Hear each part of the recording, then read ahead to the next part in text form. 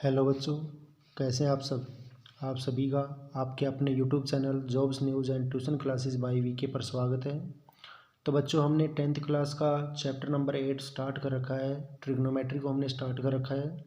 तो ट्रिग्नोमेट्री की एक्सरसाइज 8.1 का हमने लगभग 5 क्वेश्चंस कंप्लीट कर लिए हैं। आज हम एक्सरसाइज 8.1 का 6 क्वेश्चन देखेंगे। चलिए बच्चों, देख लेते हैं कि 6 क्वेश्चन क्या है अभी। If angle A and angle B are acute angles such that cos A is equal to cos B, then show that angle A is equal to angle B। ये कह रहा है कि जो हमारे एंगल्स हैं A और B, ये दोनों क्या भी एक्यूट एंगल्स हैं। एक्यूट एंगल होते हैं क्या भी, वे एंगल्स जिनकी मेजरमेंट 90 डिग्री से कम होते हैं, जिनकी वैल्यू 90 डिग्री से कम होंगी, वो सारे के सारे क्या कहलाएंगे, एक्यूट एंगल कहलाएंगे। जब एक्यूट एंगल्स हैं तो हमारी वो ट्रायंगल कैसी हुई, राइट एंगल ट्रायंगल है। तो मैं यहाँ पे एक बना लेता हूँ भाई ट्रायंगल, ऐसे। ये मैंने एक ट्रायंगल बना ली। इसका ये पॉइंट हो गया ए, ये हो गया बी, ये हो गया सी। मैं क्या करूँगा, इसको अगर मुझे इसके एंगल ए और बी दोनों इक्वल प्रूव करने तो मैं इसके ऊपर एक परपेंडिकुलर ड्रॉ कर लेता हूँ भाई। ये हो गया मेरा परपेंडिकुलर और ये हो गया मेरा पॉइंट डी। ठीक बच्चों, ये पॉइंट कौन सा हो गया मेरा, डी।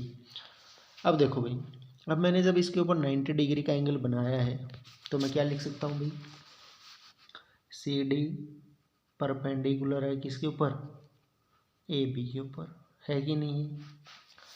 अब उसके बाद हमें गिवन क्या है, हमें दिया गया है कि cos A is equal to cos B. अगर मैं कोस ए की बात कर लेता हूँ, देखो भाई कोस क्या है, कोस हमारा होता है बेस अपॉन में हाइपोटेनियस। क्या होगा, बेस अपॉन में हाइपोटेनियस। तो मैं लिख लेता हूँ बेस अपॉन में हाइपोटेनियस। अब मुझे बात करनी है एंगल ए के ऊपर। एंगल ए के अपोजिट साइड कौन सी है भाई, अपोजिट साइड है इसकी सी डी। तो इसका परपेंडिकुलर क्या हो जाएगा, सी डी हो जाएगा। परपेंडिकुलर कौन हो जाएगा, सी डी। और इसका बेस कौन हो जाएगा, इसके एडजेसेंट साइड। तो एंगल ए की एडजेसेंट साइड कौन सी है, ए डी। तो ये क्या हो गया, बेस। और जो तीसरी साइड बची वो क्या हो गई, हाइपो। तो मेरा हाइपो क्या हो गया है, ए सी। और बेस क्या हो गया है, ए डी। तो मैं कोस ए को क्या लिख सकता हूँ भाई, ए डी अपॉन में ए सी। तो मेरा कोस ए कितना हो जाएगा भाई, कोस ए मेरा हो जाएगा ए डी अपॉन में ए सी। अब मैं बात करता हूँ कोस बी की। देखो भाई कोस बी के लिए मुझे क्या करना है, अब मुझे एंगल बी को देखना है। एंगल बी के अपोजिट साइड कौन सी है, सी डी है। तो परपेंडिकुलर कौन हो जाएगा, सी डी। और इस ट्रायंगल बी डी सी के लिए बेस कौन हो जाएगा, बेस हो जाएगा मेरा बी डी। तो इन ट्रायंगल में बात कर लेता हूँ, in triangle B D C, इसके अंदर जो बेस होगा वो कितना हो जाएगा अभी, बी डी हो जाएगा। तो बी डी अपॉन में हाइपो कौन हो जाएगा, बी सी। तो मेरा कोस बी कितना आ गया भाई, बी डी अपॉन में बी सी। अब ये कह रहा है कि कोस ए और कोस बी दोनों क्या है, इक्वल है।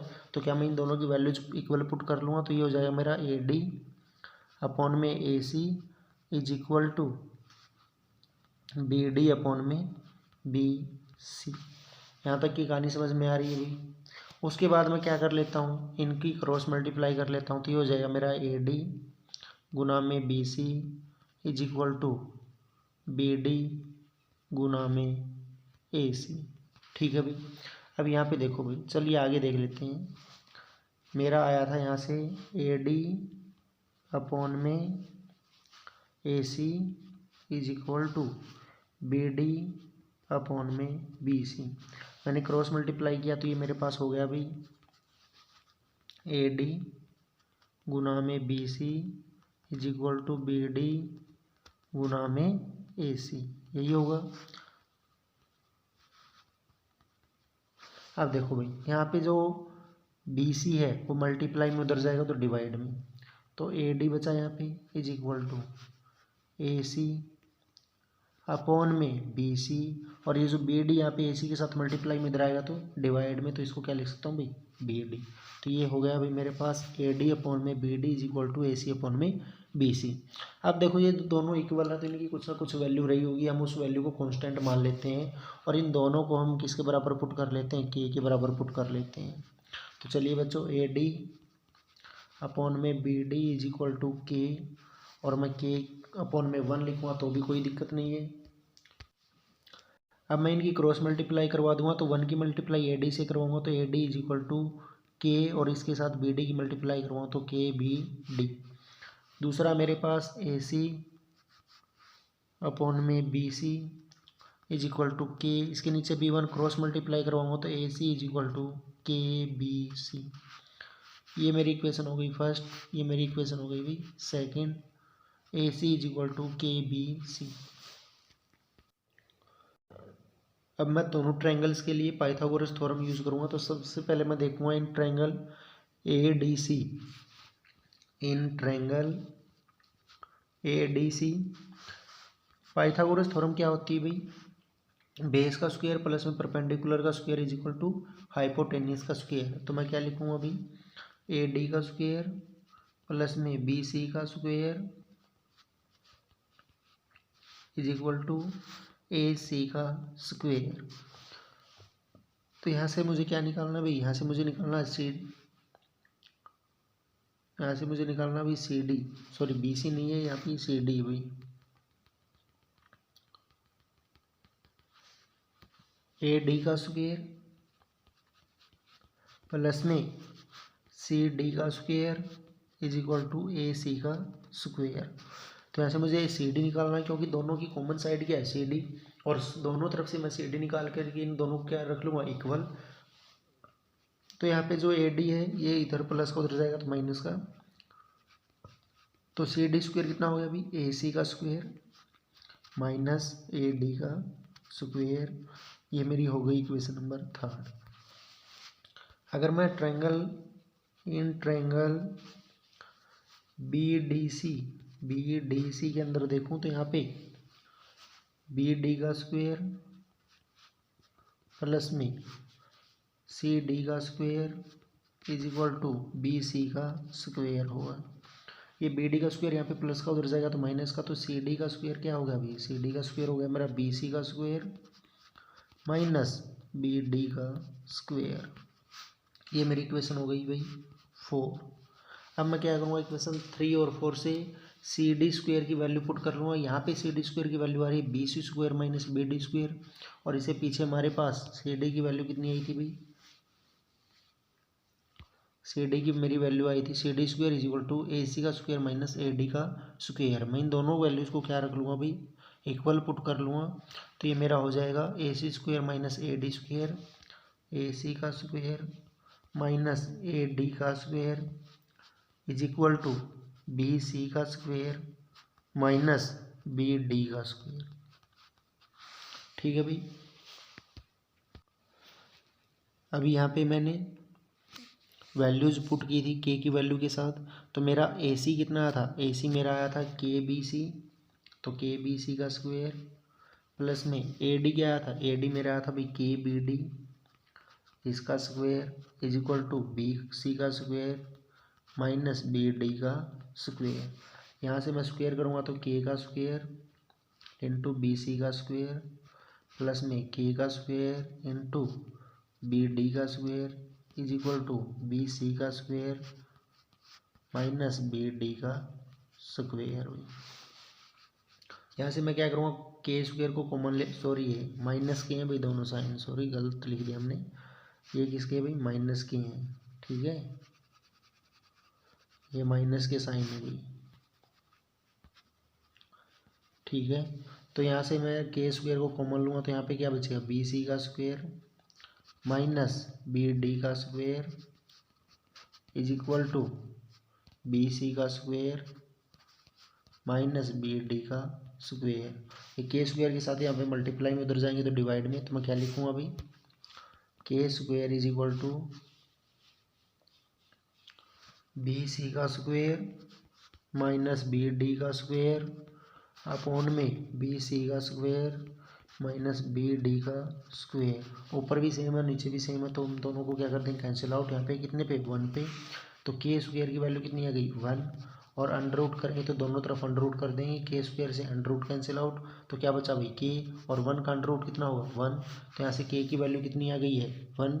तो इस प्रकार से अगर मैं इस के की वैल्यू को सेकेंड इक्वेशन और फर्स्ट इक्वेशन के अंदर पुट करूँगा तो वहाँ से मेरा क्या आ जाएगा भाई, यहाँ पे मेरा दे रखा है A D is equal to K B D, K की वैल्यू कितनी है 1, तो क्या मैं लिख सकता हूँ A D is equal to B D.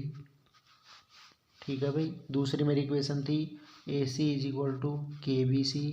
यहाँ पे मैं अगर 1 वैल्यू पुट करूँगा तो ये भी क्या आ जाएगा A C is equal to B C.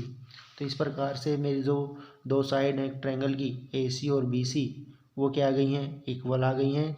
और दूसरी साइड्स क्या है भाई ए डी और बी डी वो भी क्या आ गई हैं इक्वल आ गई हैं। जब मेरी अपोजिट साइड्स इक्वल हो गई हैं, नहीं, जब मेरी दो साइड्स इक्वल हो गई हैं तो उनके जो अपोजिट एंगल्स हैं वो भी क्या हो जाएंगे इक्वल हो जाएंगे। तो इस प्रकार से angle A is equal to angle B हमारा प्रूव हो जाता है, हेंस प्रूव। तो यहाँ पे भाई मेरे जो एंगल्स हैं ए और बी वो दोनों क्या हो गए हैं इक्वल प्रूव हो गए हैं। कौन सी प्रॉपर्टी से, angles opposite to angle side of, नहीं, angles opposite to equal sides of a triangle, angles opposite to equal sides of a triangle. इस प्रॉपर्टी के द्वारा हमारे दोनों एंगल्स क्या हुए हैं इक्वल प्रूव हो गए हैं। तो चलिए बच्चों हम नेक्स्ट क्वेश्चन पे चलते हैं भाई, क्वेश्चन नंबर 7 के ऊपर। 7 क्या है भाई, क्वेश्चन नंबर 7 है if cot theta is equal to 7 upon में 8 इवेलुएट 1 प्लस में sine theta into 1 minus sine theta upon में 1 प्लस में cos theta into 1 minus cos theta. ये हमें फाइंड आउट करना है। तो चलिए बच्चों हमें देख लेते हैं क्या अभी, कोट थीटा कितना दे रखा है 7 अपॉन में 8। वैसे कोट थीटा होता क्या भाई, कोट थीटा हमारा होता है भाई बेस अपॉन में परपेंडिकुलर। क्या होता है भाई बेस अपॉन में परपेंडिकुलर। और जो ये 7 अपॉन में 8 दिया गया है ये हमारा क्या भाई एक रेशो दिया गया है, क्योंकि जब भी हम डिवाइड में लिखते हैं तो केस तो उसको क्या बोलते हैं रेशो बोलते हैं। और रेशो कभी भी ओरिजिनल वैल्यू नहीं होती है। तो ये 7 और 8 हमारी ओरिजिनल वैल्यू नहीं है। हो सकता है इसके साथ किसी पॉजिटिव इंटीजर की क्या कर रखी हो मल्टीप्लाई कर रखी हो, और जब हमने इसको रेशो में लिखा तो वो क्या हो गए आपस में कैंसिल आउट हो गए हों। तो यहाँ पे हम 7 और 8 को ओरिजिनल वैल्यू नहीं मान सकते हैं। तो इसके लिए हमें क्या करना पड़ेगा एक पॉजिटिव इंटीजर मानना पड़ेगा। और वो पॉजिटिव इंटीजर हम क्या मान लेते हैं वो के मान लेते हैं।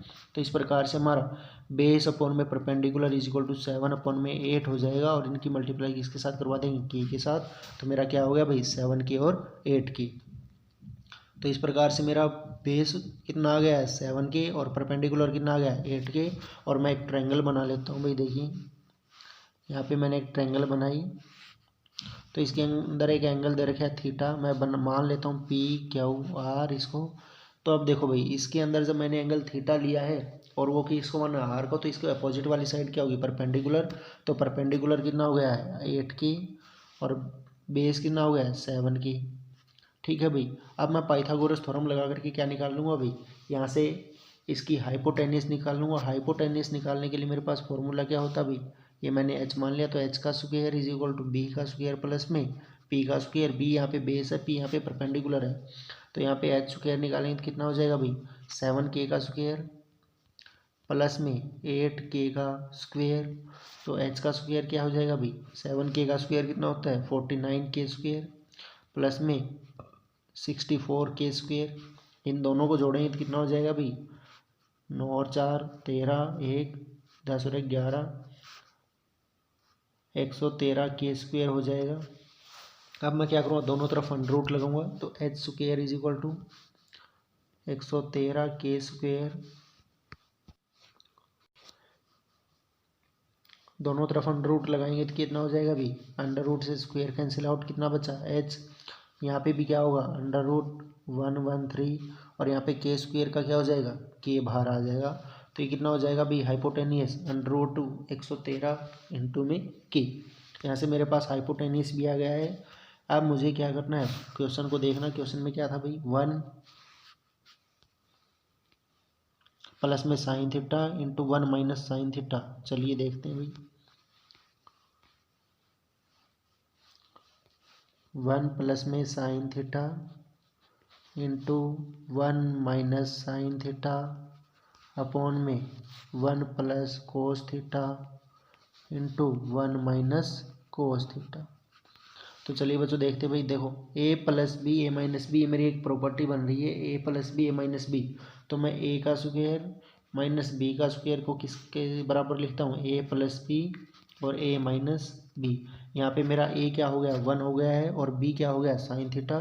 तो यहाँ से मैं प्रॉपर्टी लगा सकता हूँ a प्लस बी और a माइनस बी। नज़र आ रहा है ना 1 प्लस साइन थीटा इंटू में 1 माइनस साइन थीटा, तो मैं इसको क्या लिख सकता हूँ, ए स्क्वायर माइनस बी स्क्वायर मतलब 1 माइनस का साइन स्क्वायर थीटा। तो ये मेरा हो जाएगा भाई 1 माइनस का साइन स्क्वायर थीटा अपॉन में, नीचे वाला भी ऐसे ही बनेगा, नीचे वाला क्या बन जाएगा भाई 1 प्लस का कोस थीटा इंटू 1 माइनस का कोस थीटा, ये भी क्या हो जाएगा ए स्क्वायर माइनस बी स्क्वायर। तो इसको भी मैं क्या लिख सकता हूँ भाई 1 माइनस का कोस स्क्वायर थीटा।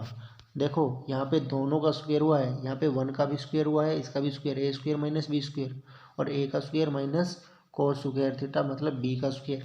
1 का स्क्वायर 1 होता है, तो यहाँ पे लिख सकते हैं 1 minus sine square theta upon में 1 minus cos square theta.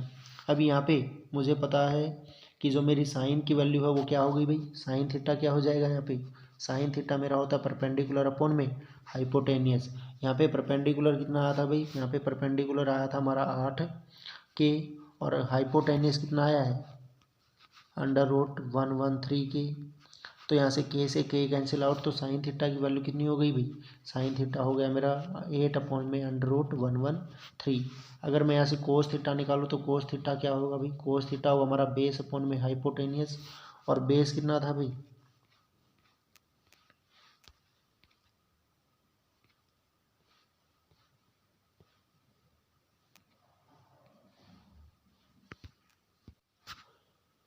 Base हमारा था भाई 7 की। तो इस प्रकार से मेरा कोस थीटा क्या हो जाएगा 7 के अपॉन में अंडर रूट 113।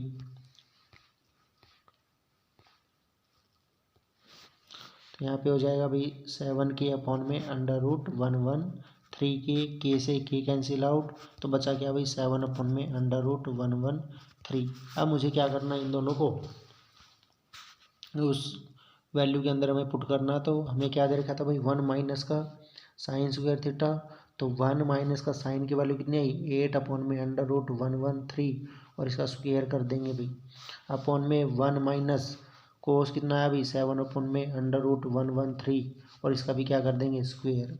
तो इज इक्वल टू 1 माइनस 8 का स्क्वायर 64, और अंडर रूट 113 का स्क्वायर करेंगे तो स्क्वायर से अंडर रूट कैंसिल आउट, कितना आ गया भाई बटे में 113, और यहाँ पे 1 माइनस का 7 का स्क्वायर कितना होगा भाई 49 अपॉन में 113।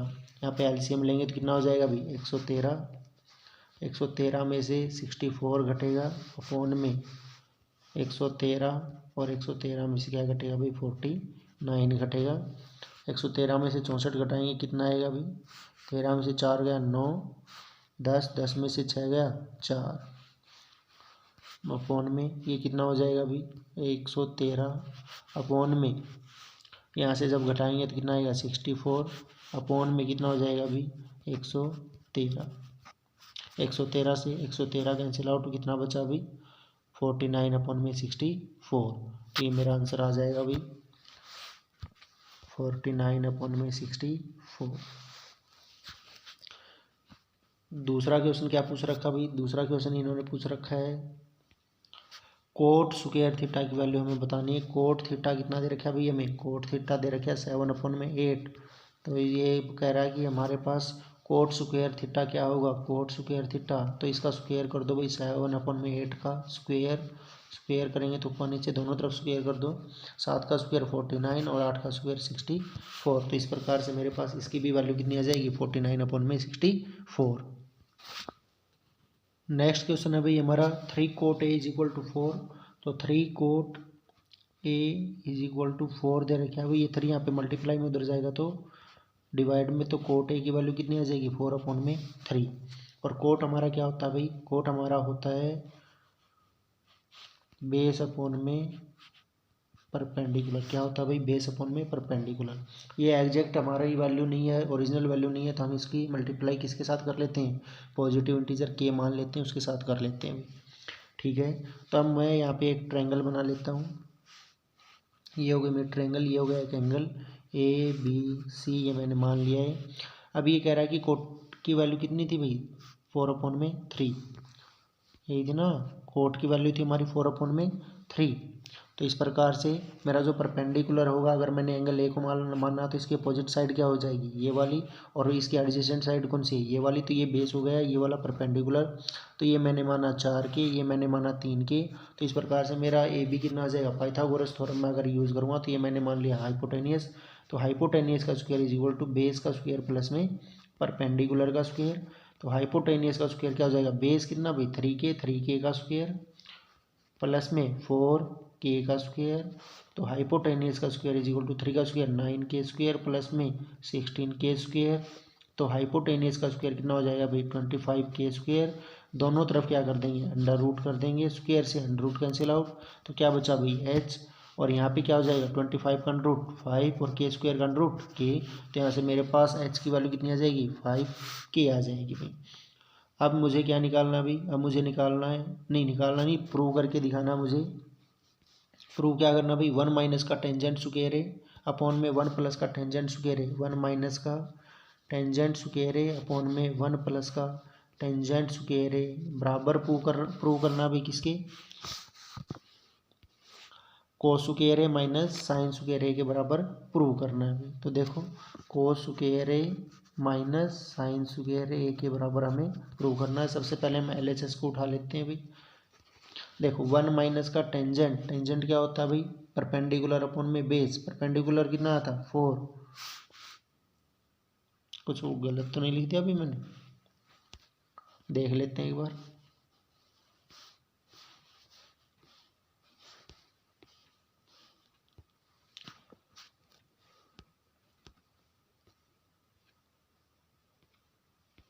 देखो भाई हमारा बेस है वो कितना है 4 और परपेंडिकुलर कितना है 3। तो हमने शायद ट्रायंगल में गलत लिख लिया अभी।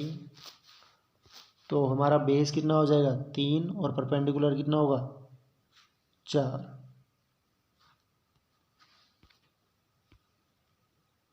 बेस 4 लेना, परपेंडिकुलर 3 लेना है, हमने ट्रायंगल के अंदर गलत ले लिया है। यहाँ पे बेस लेना है 4 और परपेंडिकुलर लेना है 3। ठीक है भाई।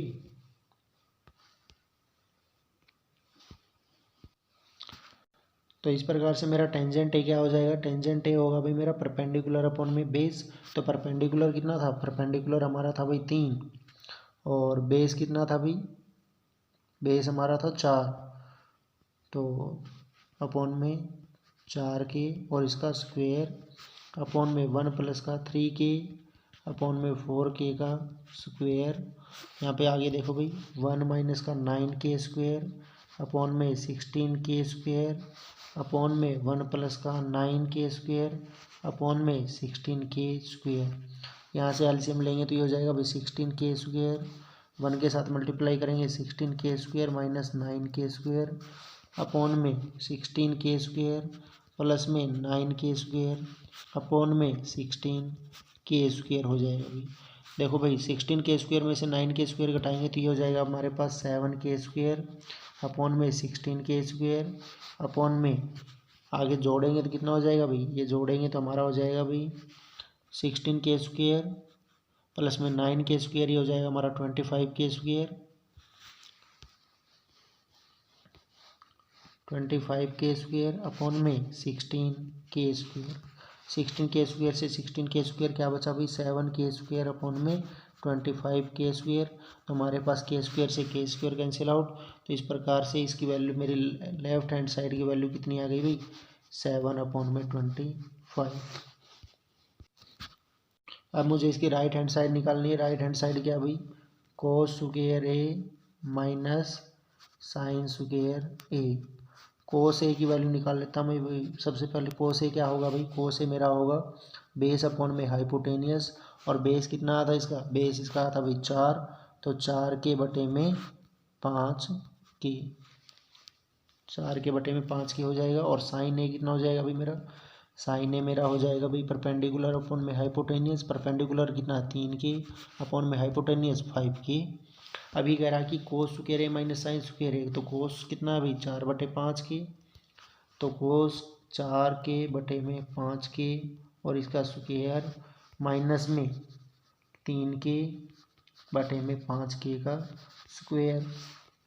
तो देखो भाई 4 का स्क्वायर कितना होगा 16 के स्क्वायर बटे में 5 के स्क्वायर का 25 के स्क्वायर माइनस 9 के स्क्वायर बटे में 25 के स्क्वायर। जब डिनोमिनेटर सेम होता है तो हमारा एलसीएम आ जाएगा डिनोमिनेटर, तो 25 के स्क्वायर और ऊपर वाली संख्या डायरेक्ट घट जाती हैं 16 के स्क्वायर माइनस 9 के स्क्वायर इज इक्वल टू 7 के स्क्वायर अपॉन में 25 के स्क्वायर। तो इस प्रकार से मेरी राइट हैंड साइड की तरफ से भी वैल्यू कितनी आ गई भी 7 अपॉन में 25, और यही किसके बराबर आई थी LHS के बराबर आई थी। तो हमने इसको प्रूव कर दिया है और यही हमें करके दिखाना था। दोनों तरफ से हमारी वैल्यूज कितनी आ रही है भाई 7 अपॉन में 20। क्वेश्चन नंबर 9 देखो भाई। क्वेश्चन नंबर 9 में क्या है, in triangle ABC right angle at B, एक राइट एंगल ट्रायंगल है और ये राइट एंगल है भाई किसके ऊपर B के ऊपर है, और ये मैंने A मान लिया और ये मैंने C मान लिया भाई, ठीक है। अब देखो भाई ये कह रहा है कि tangent A is equal to 1 upon में √3, 1 अपॉन में √3 है। तो टेंजेंट क्या होता है भाई, टेंजेंट हमारा होता है परपेंडिकुलर अपॉन में बेस। ये ओरिजिनल वैल्यू नहीं है तो ये लिख लेते हैं हम 1 अपॉन में √3। अब देखो इसकी मल्टीप्लाई किसके साथ कर देंगे, एक पॉजिटिव इंटीजर के साथ कर देंगे। तो पॉजिटिव इंटीजर क्या मान लिया हमने, के मान लिया। यहाँ से मेरा बेस कितना आ गया, अब देखो यहाँ पे एंगल मैंने ए लिया तो इसकी अपोजिट साइड क्या हो जाएगी BC, और BC क्या हो जाएगी इसका परपेंडिकुलर। तो परपेंडिकुलर की वैल्यू कितनी आ गई 1 और बेस की वैल्यू √3। अब मुझे हाइपोटेनियस की वैल्यू निकालनी है। अगर मैं पाइथागोरस थ्योरम का प्रयोग करूँगा तो हाइपोटेनियस को निकाल सकता हूँ, h का square is equal to b का स्क्वायर प्लस में p का स्क्वायर। तो हाइपोटेनियस का square is equal to base कितना भाई √3 का स्क्वायर प्लस में परपेंडिकुलर 1 का स्क्वायर। तो हाइपोटेनियस का स्क्वायर किसके बराबर आ जाएगा भाई, स्क्वायर करेंगे तो under root cancel out 3 plus में 1 का स्क्वायर 1, तो ये हो गया 4। दोनों तरफ अंडर रूट लगाएंगे, h square is equal to 4, under root लगाने से स्क्वायर कैंसिल आउट और 4 का अंडर रूट कितना होता है 2। तो मेरा यहाँ से हाइपोटेनियस कितना आ गया अभी, मेरा हाइपोटेनियस यहाँ से आ गया अभी, हाइपोटेनियस आ गया है 2। तो इस प्रकार से मेरे पास तीनों वैल्यूज आ चुकी है, तीनों साइड्स की वैल्यूज आ चुकी हैं। अब मुझे निकालना क्या है अभी, पहले क्वेश्चन में कह रहा है sine A cos C, sine A, सबसे पहले साइन A निकाल लेते हैं भाई। हमारा एंगल सेम है तो हमारे साइड्स भी क्या रहेंगी सेम रहेंगी। साइन A मुझे बताना है तो साइन क्या होता है परपेंडिकुलर अपॉन में बेस, परपेंडिकुलर कितना है 1 और हाइपोटेनियस परपेंडिकुलर अपॉन में हाइपोटेनियस और परपेंडिकुलर कितना है 1 और हाइपोटेनियस 2। तो इस प्रकार से मेरा साइन A क्या हो जाएगा अभी,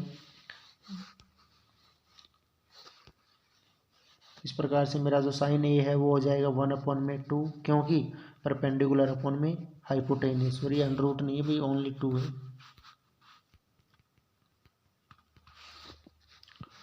और ये हो जाएगा मेरा भाई परपेंडिकुलर अपॉन में हाइपोटेनियस। उसके बाद क्या पूछ रखा भाई, उसके बाद हमारा हमें चाहिए भाई कोस सी निकालें। सबसे पहले कोस ए निकाल लेते हैं। कोस ए क्या होगा भाई, कोस क्या होता है भाई बेस अपॉन में हाइपोटेनियस। तो बेस कितना है √3 और हाइपोटेनियस कितना भाई अंडर अपॉन में 2। तो हमारे पास कोस ए की वैल्यू कितनी आ जाएगी √3 अपॉन में 2। अब मुझे बात करनी है एंगल C मान करके। अगर मैं एंगल C मान लेता हूँ तो यहाँ पे इस वाले एंगल को मानूंगा तो अब की बार परपेंडिकुलर कौन हो जाएगा, अब की बार परपेंडिकुलर हमारा हो जाएगा भाई 1, कौन सा AB। तो यहाँ पे परपेंडिकुलर ये हो जाएगा और बेस हो जाएगा ये वाला, ठीक है भाई। अब जब मैं कोस C की बात करूँगा या कोस साइन C की बात करूँगा, सबसे पहले साइन C के बारे में बात कर लेता हूँ भाई। साइन C क्या हो जाएगा भाई, साइन C मेरा होगा परपेंडिकुलर अपॉन में हाइपोटेनियस। अब की बार परपेंडिकुलर कौन है भाई, अब की बार परपेंडिकुलर है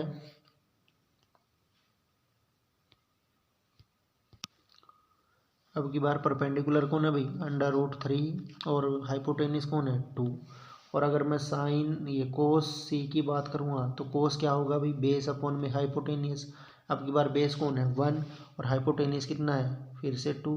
तो मेरा कोस C कितना आ जाएगा भाई 1 अपॉन में 2। तो इस प्रकार से मेरे पास दोनों वैल्यूज़ आ चुकी हैं।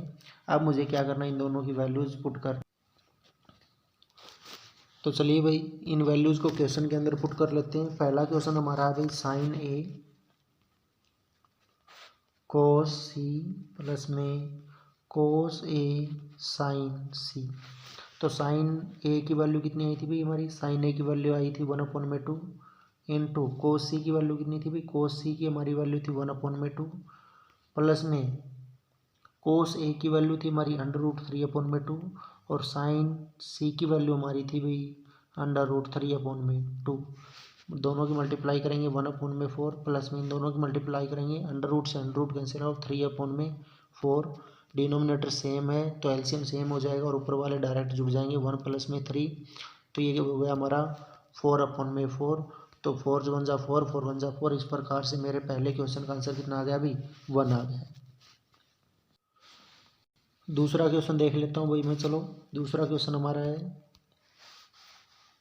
कोस ए कोस सी माइनस साइन ए साइन सी। तो कोस ए की वैल्यू कितनी थी भाई, कोस ए की वैल्यू हमारे पास √3/2।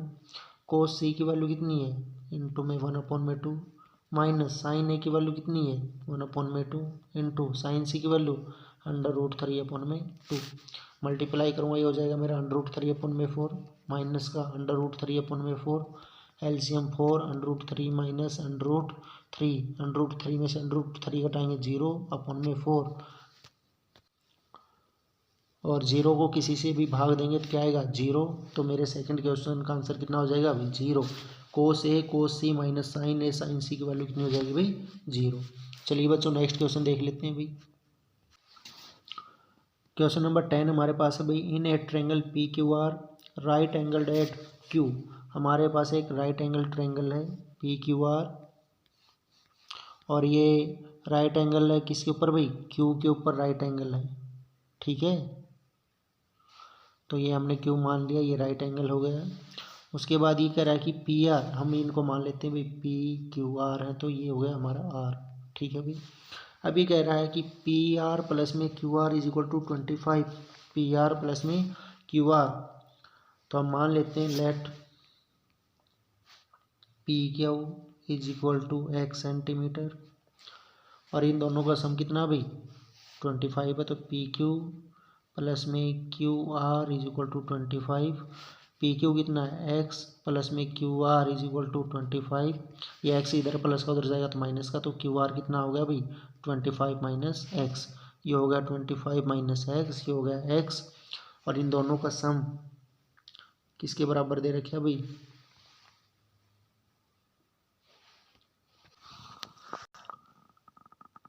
सॉरी भाई इस क्वेश्चन को एक बार दोबारा से देख लेते हैं क्या है।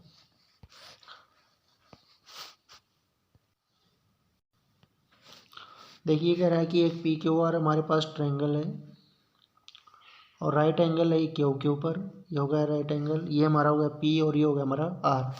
ये कह रहा है कि P R plus Q R, P R plus में क्यू आर कितना है 25। पी आर ये हो गया और क्यू आर ये हो गया। तो हमारे पास मैं मान लेता हूँ कि हमारा क्यू आर क्या है भाई let Q R is equal to X. तो एक्स प्लस में P R is equal to 25। तो पी आर कितना हो जाएगा भाई ये प्लस का एक्स है उधर जाएगा तो माइनस का, तो 25 माइनस एक्स। तो ये मेरा हो गया 25 माइनस एक्स और ये हो गया एक्स और पी क्यू इसने कितना दिया भाई 5। ठीक है अब मुझे पाइथागोरस थ्योरम इसके अंदर यूज़ करनी है। तो पी आर का स्क्वायर किसके बराबर होगा भाई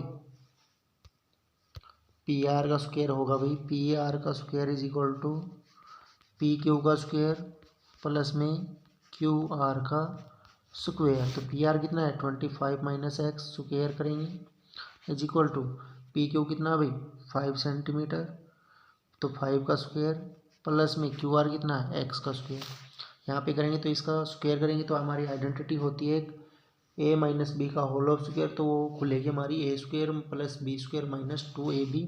तो 25 का स्क्वायर 625 प्लस में एक्स स्क्वायर माइनस में 2ab, 2 की मल्टीप्लाई 25 से करेंगे तो 50x is equal to 25 plus में एक्स स्क्वायर।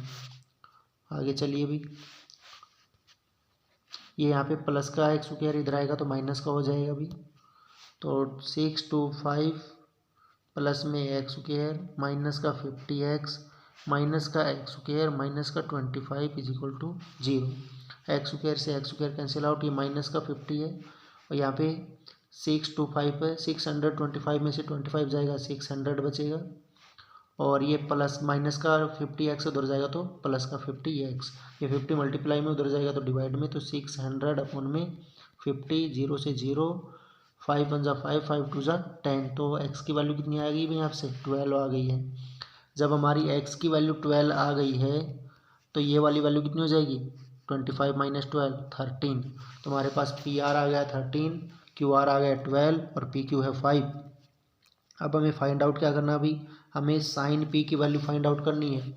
ये मैंने मान लिया एंगल पी, तो साइन पी की वैल्यू मैं फाइंड आउट करूँगा तो यहाँ पे परपेंडिकुलर कौन हो जाएगा भाई, परपेंडिकुलर हो जाएगा मेरा क्यू आर और हाइपोटेनियस कितना हो जाएगा पी आर।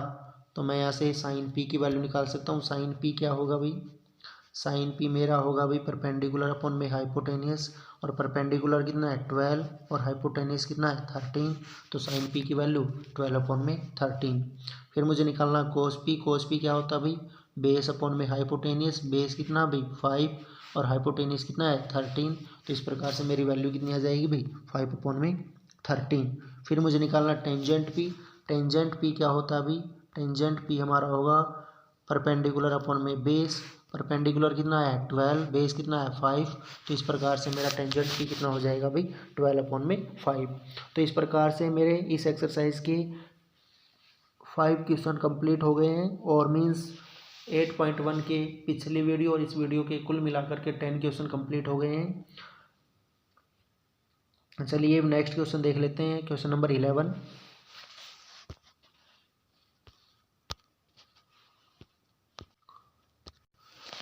ये कह रहा है कि भाई state whether the following are true और फॉल्स, आपको ट्रू और फॉल्स बताने हैं भाई इनमें से कौन कौन सी स्टेटमेंट ट्रू है और कौन सी फॉल्स है।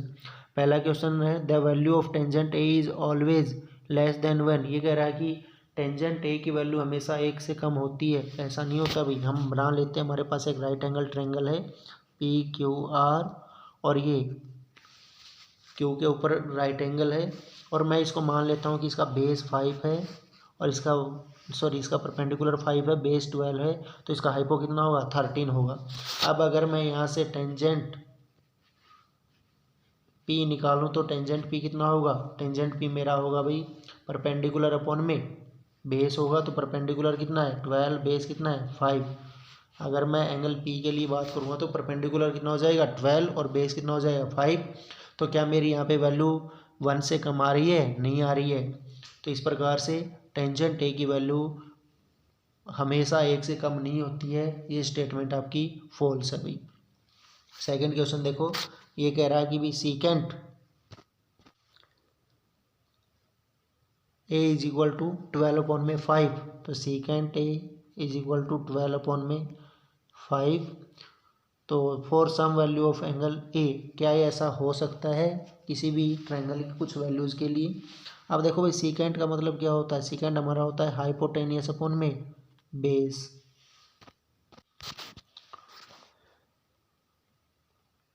सीकेंट हमारा होता है भाई हाइपोटेनियस अपॉन में बेस। हाइपोटेनियस का कितना दे रखा है भाई 12 और बेस कितना दे रखा है भाई 5। अगर मैं यहाँ से परपेंडिकुलर निकालना चाहूँ तो परपेंडिकुलर कितना होगा, एक हाइपोटेनियस का square is equal to base का स्क्वायर प्लस में परपेंडिकुलर का स्क्वायर। हाइपोटेनियस कितना भाई 12 का स्क्वायर करेंगे 144 और यहाँ पे बेस कितना दे रखा 5 का स्क्वायर करेंगे 25 प्लस में परपेंडिकुलर का स्क्वायर, ये 25 प्लस का इधर आएगा तो माइनस का 144 minus 25 is equal to perpendicular का स्क्वायर। तो परपेंडिकुलर का स्क्वायर कितना आ जाएगा भाई 119 और यहाँ से अगर मैं अंडर रूट कर दूँ दोनों तरफ तो स्क्वायर से अंडर रूट कैंसिल आउट, तो कितना बचा पी, और 119 का अंडर रूट नहीं होता है तो ये कितना रहेगा 11 इंटू 9 ये अपॉन ये sorry P is equal to under root 119। अब मैं ये कह रहा है कि किसी भी एंगल के लिए सीकेंट ए 12 अपॉन में 5 हो सकता है क्या। सीकेंट देखो भाई यहाँ से मेरा परपेंडिकुलर कितना आ गया है, परपेंडिकुलर आ गया है अंडर रूट 119। अब कोई भी ट्रायंगल कब बनेगी भाई, कोई भी ट्रायंगल तब बनेगी जब उसके हाइपोटेनियस की जो लेंथ होगी वो उसकी जो दो और साइड्स हैं उनकी लेंथ से क्या होनी चाहिए, कम होनी चाहिए। ठीक है भाई। और जो हाइपोटेनियस की जो लेंथ है वो जो दूसरी दो साइड्स दे रखी है उन दोनों की लेंथ के डिफरेंस से क्या होनी चाहिए, ज़्यादा होनी चाहिए। तो मैं क्या लिख सकता हूँ भाई, मान लीजिए मैंने इसको मान लिया पी क्यू आर, ये मान लिया है।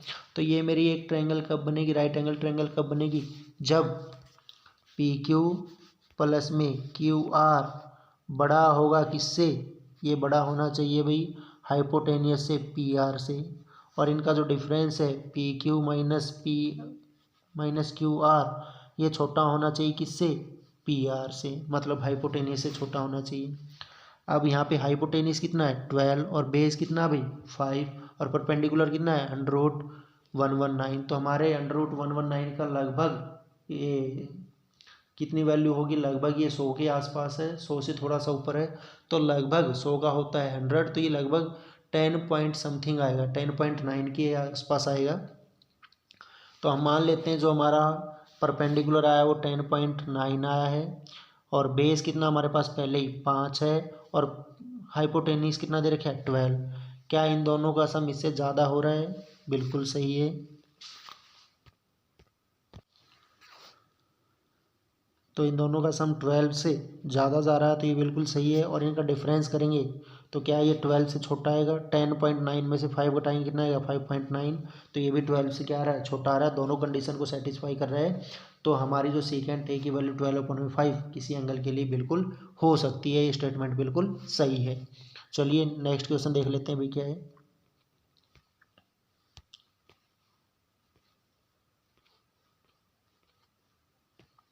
नेक्स्ट क्वेश्चन कह रहा है कि cos A is the abbreviation used for the cosecant of angle A।